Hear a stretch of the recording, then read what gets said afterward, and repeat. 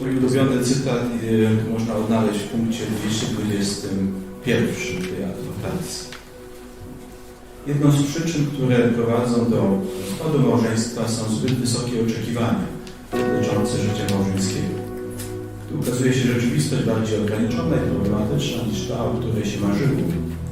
Rozwiązaniem nie jest szybkie i nieodpowiedzialne myślenie o separacji, ale podjęcie małżeństwa jako procesu dojrzewania, w którym każdy z małżonków jest narzędziem Boga, aby dopomóc do wzrostu drugiego.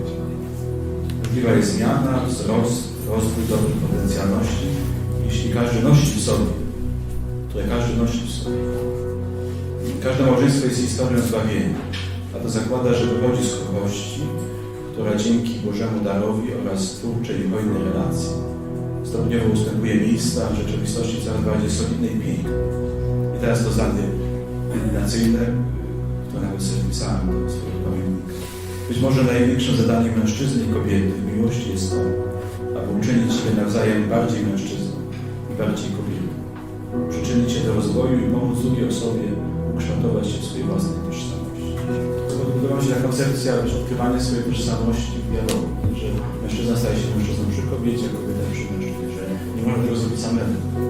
To jest jakby też forma wzajemnej troski o siebie, że nie jestem w stanie ukształtować swojej tożsamości bez drugiej